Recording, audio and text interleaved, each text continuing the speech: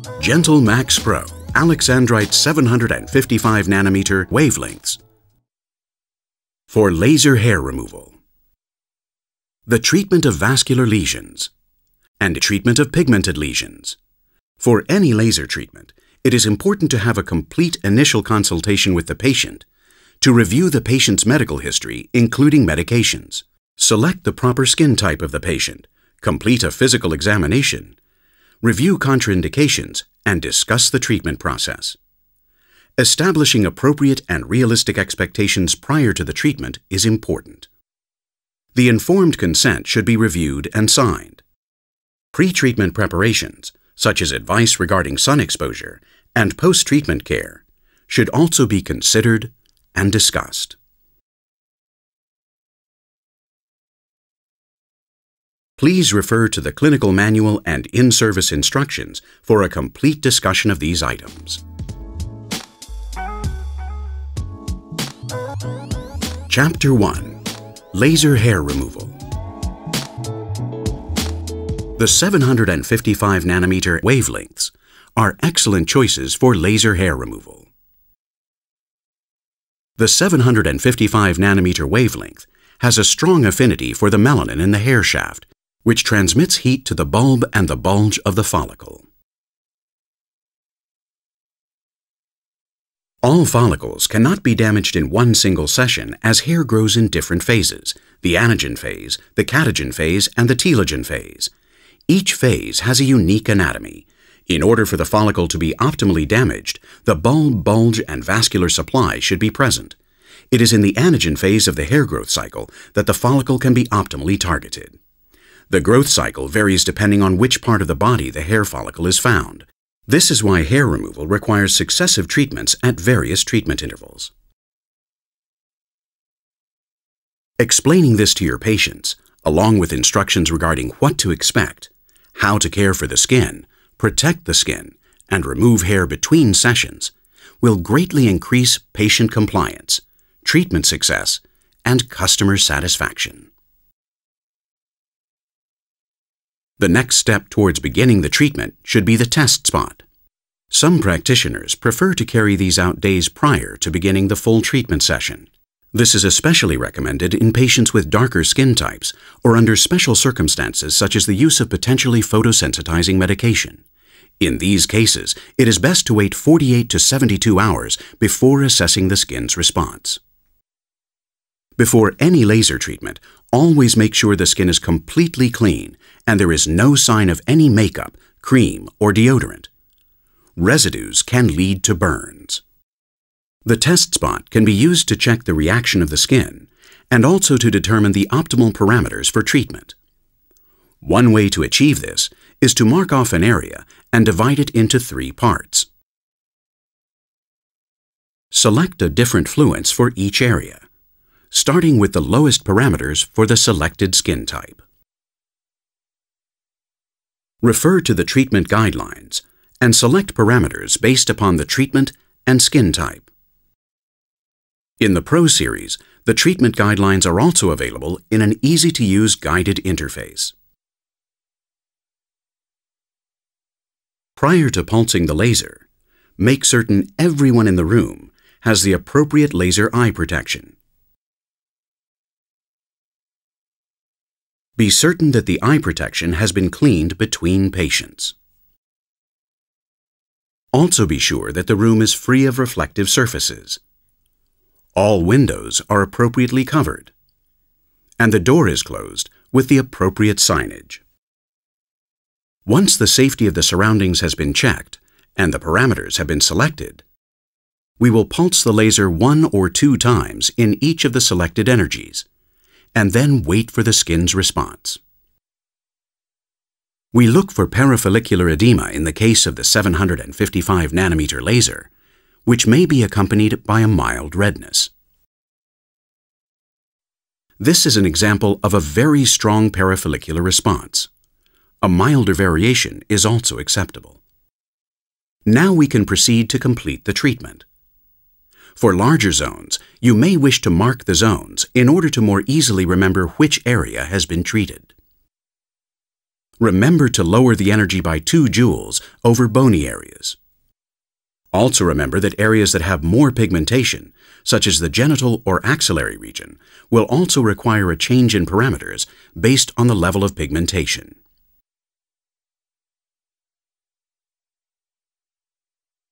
Be sure when pulsing near orifices, such as the nose or ear, that they are covered with multiple layers of moist white gauze.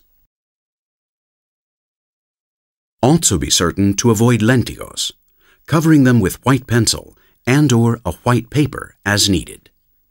Also remember to keep a 1 centimeter distance around tattoos.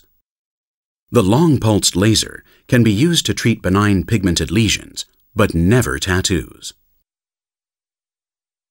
Prior to beginning the sessions, you will want to know what the distribution and caliber of the hair is. Once this is determined, it is best to have the patient shave at home 24 to 48 hours prior to the session. There should be little or no hair on the surface of the skin. This is very important for 2 reasons. First, this will allow the skin to recover from the shaving and prevent folliculitis. Second, there will be enough hair growth to see where treatment is needed.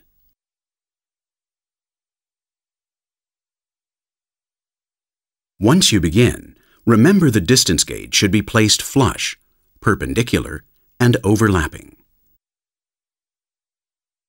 Alexandrite's 755 nanometer is capable of very rapid treatments from just a single pulse all the way up to 2 Hz. Be certain that as you move the distance gauge across the area, that it is flush against the skin and neither pushing nor hovering in the air. The distance gauge should be perpendicular to the skin and not at an angle. Take care of this especially around curved areas of the body. Also be sure that the distance gauge overlaps approximately 20%.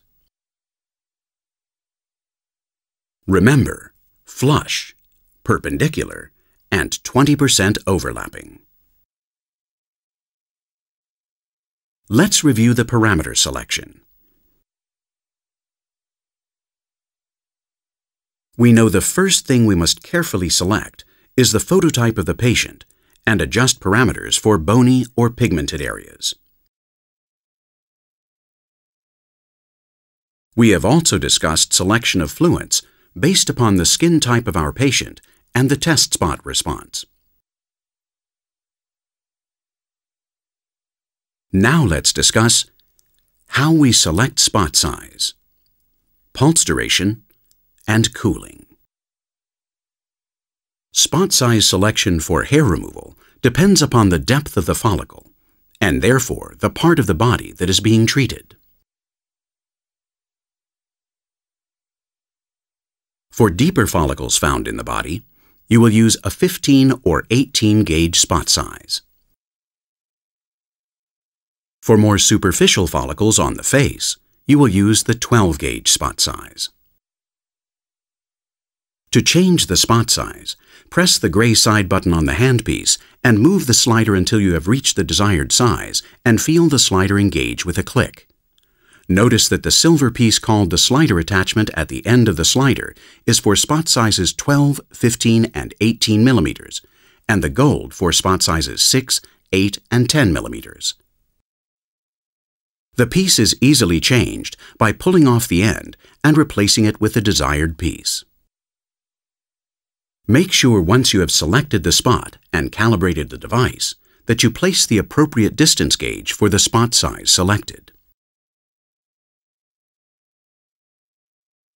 Make sure your distance gauge is clean and has no black stain on it. If it is developing black stains, you may clean the end with a diluted bleach solution. Change your distance gauge every 200 to 300 pulses. A clean window and fresh gauge can be quickly and easily attached. Also during the treatment, keep the distance gauge free of any frost from the cryogen by quickly wiping every 30 to 40 pulses. And of course, clean with isopropyl alcohol or medical wipes between patients. Selection of the pulse duration.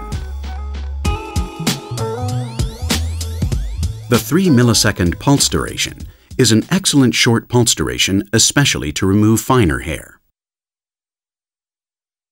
You may wish to leave your pulse duration selection at 3 milliseconds, or in the case of dense hair or thick hair, as in the kind found in a man's beard or the bikini area, you may wish to extend the pulse duration to 10 or even 20 milliseconds, especially during the initial sessions. Extended pulse durations can also provide increased safety for darker skin types. Remember, with darker skin types especially, test spots are highly recommended. Selection of epidermal cooling parameters. The GentleLase Pro has the option of air cooling or cryogen cooling. For cryogen cooling, parameters should be selected based upon the type of treatment, the spot size, and skin type. Each day, check that the cryogen nozzle is centered and using the cryogen verification form that the distribution of the spray is homogeneous.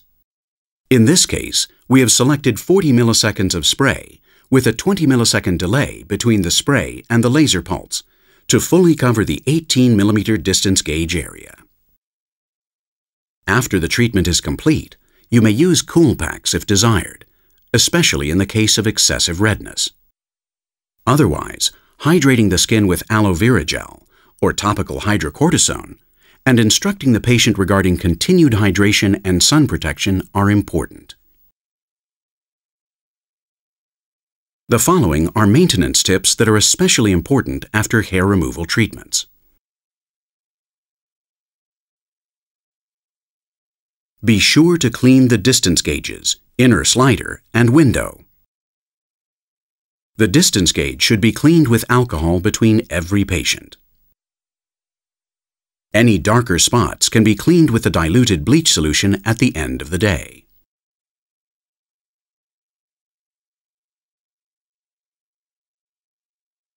The window should be changed approximately every 200 to 300 pulses at the same time as you switch out the distance gauge. In order to change the window, simply slide out the window holder and replace the window. All windows and distance gauges can then be cleaned at the same time at the end of the treatment session. It's important to clean the handpiece area that houses the slider by removing the slider and the external window. Clean the inner portion by wiping like this. Be sure to clean the outer part of the slider and check the slider window. This should be done between patients. The slider window should otherwise be removed and cleaned daily.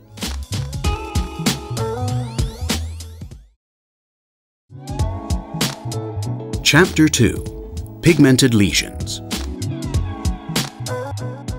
Prior to treating pigmented lesions, be certain that they have been thoroughly evaluated and are certain to be benign. Remember to follow the guidelines for initial consultation, skin care, and safety as reviewed earlier in the video. Superficial pigmented lesions can be treated with the GentleLase Pro using the 755 nanometer wavelength, which has a strong affinity for melanin. You can use a variety of spot sizes, depending upon the size of the lesions.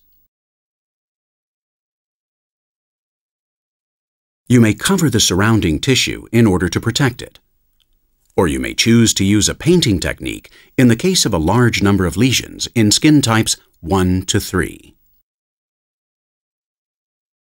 In this case, we have chosen a spot size of 8 millimeters.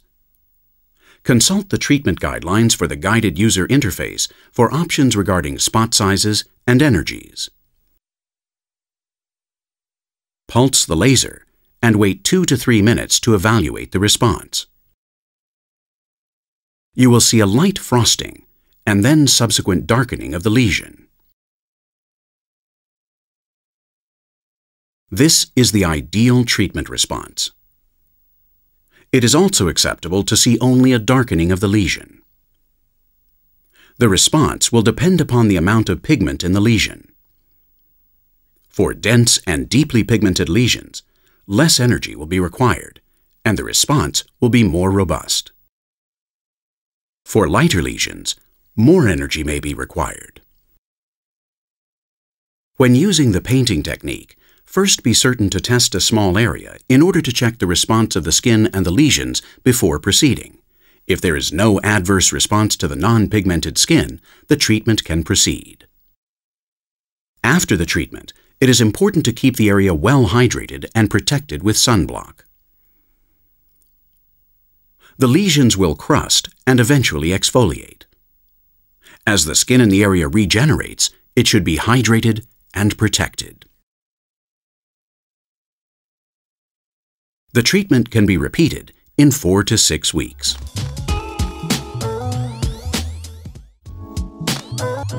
Chapter 3. Vascular Lesion Treatment. Vascular lesion treatments can be accomplished with Alexandrite's 755 nanometer wavelengths.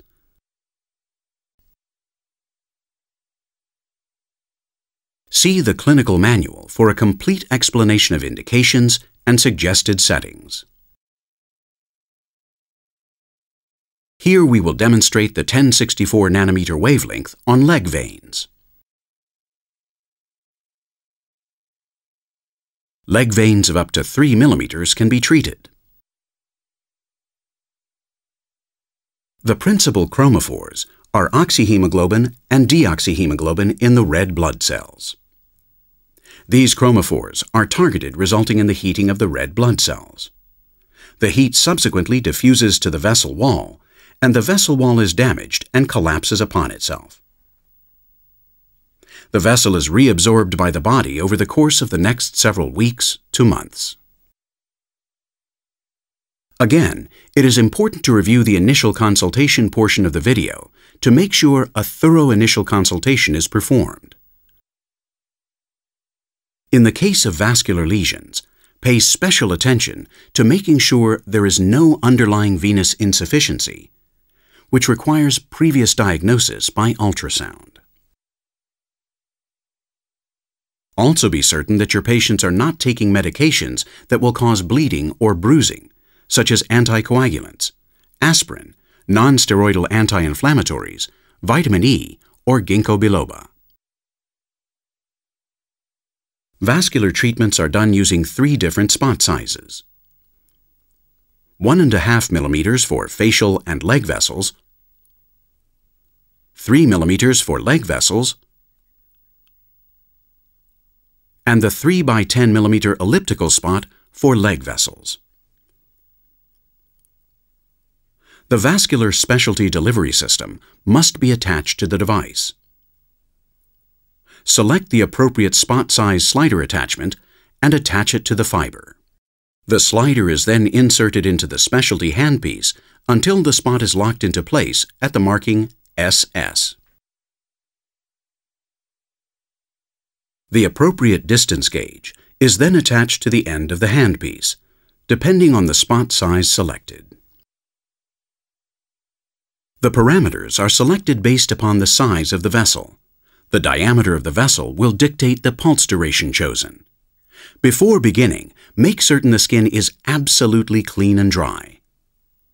For smaller vessels, for example those under 0.5 millimeter, a shorter pulse duration of 10 to 20 milliseconds will be selected. For larger vessels, for example those over 1.5 millimeters, a longer pulse duration of 50 to 60 milliseconds will be selected. Start with effluents in the lower range of suggested energies for a given vessel size, and then observe the skin response. Adjust fluents upwards or pulse duration downwards depending upon the response. Be sure to set your DCD cooling. Do not double pulse or overlap. When determining optimal energy settings, if you do not see any response, do not pulse over the same area until 5 minutes have passed and the area is completely cooled. The treatment endpoint is spasm and darkening of the vessel. It is also possible that the vessel will disappear momentarily. Once treatment is completed, follow the post-care instructions found in the clinical manual.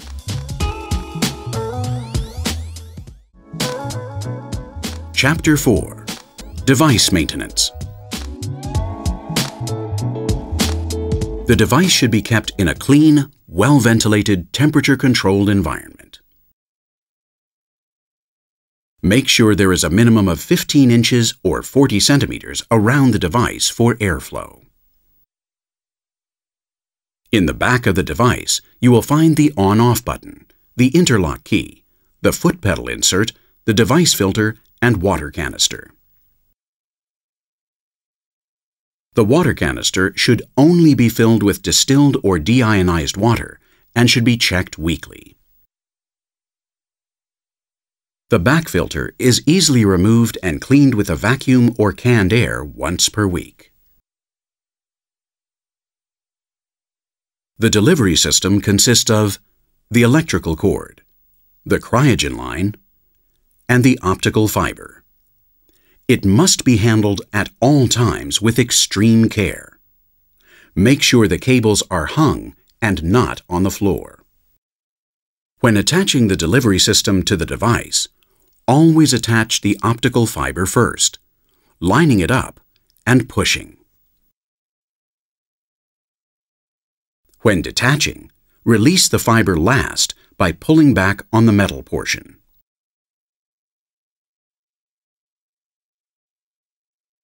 To attach the electrical cord, line up the red dot to the red line. When detaching, simply pull back on the metal portion. When attaching the cryogen line, you must push in the metal attachment and insert the line. The metal attachment will spring back, securing the line. To release, once again push in the metal attachment. The valve is under pressure, and you will hear a rushing sound. The handpiece components are the filter, button release for slider attachment, inner tube for slider, and window holder. The filter is removed and cleaned once per week. You may wish to do this twice per week with heavy use. The window holder is easy to remove and replace. During longer hair removal treatments, placing multiple window holders at the ready is useful for rapid changing. At the end of the treatment, all windows can be removed and cleaned at the same time. Windows should be cleaned with isopropyl alcohol and a soft cloth, gauze or lens paper. Be careful not to leave a fingerprint by touching the window with your fingers. After each treatment, clean the inner slider area of the handpiece and the outer slider as demonstrated. Check the slider window after each treatment and be sure to clean as needed. If there is any imperfection, change the window.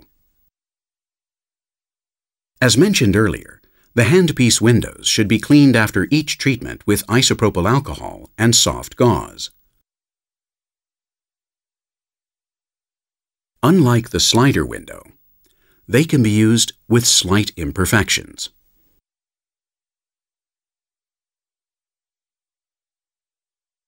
To change the cryogen container, separate the clips and remove the container. Empty the container with the cryogen key before disposing of it appropriately. A new container can be kept ready near the device, taking advantage of the warmth emitted by the device. Never actively heat the container in warm water or by any other means. Note that for the specialty delivery system there are 3 spot sizes, the 1.5 millimeter, 3 millimeter, and the elliptical 3 by 10 millimeter. The spot size is chosen by moving the slider along the handpiece. Refer to the user manual when a fault appears.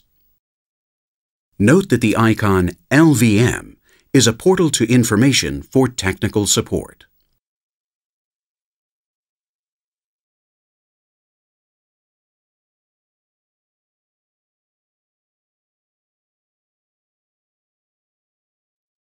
This concludes the instructional video for the GentleLase Pro and Pro Series devices. We hope you enjoy using your device. Thank you from the team at Syneron Candela. Syneron Candela. Science